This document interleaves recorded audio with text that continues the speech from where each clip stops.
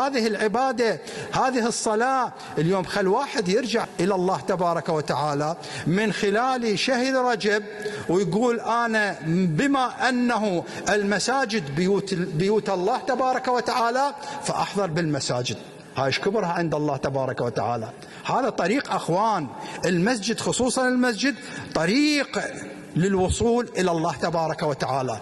أكو كتاب لسماحة الشيخ اليعقوبي يقول 3 يشكون إلى الله، مستشهد بحديث الإمام الصادق سلام الله عليه: مصحف معلق مهمل ملئ التراب عليه وما حد يقرأ به.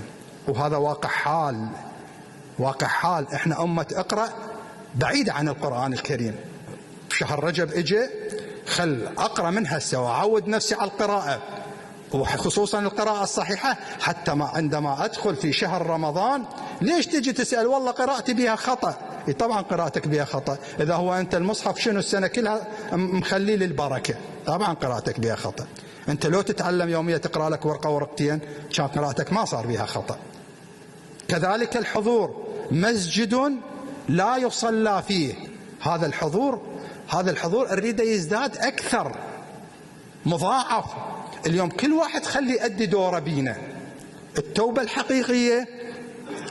الحقيقية والوصول الحقيقي إلى الله تبارك وتعالى يجسده النبي صلى الله عليه وآله في قوله لأمير المؤمنين: يا علي إن هدى الله بك رجلا خير مما طلعت عليه الشمس وغربت. اليوم تجيب لك واحد تهديه لطريق المسجد اللي هو طريق الله تبارك وتعالى، هذا كبير عند الله تبارك وتعالى. فلنربي أنفسنا على التربية الروحية ونعكس هذه التربية الروحية على الشارع. قوا أنفسكم وأهليكم، ثم ننتقل إلى المجتمع ونحرر المجتمع من القيود والأغلال التي يعيشها.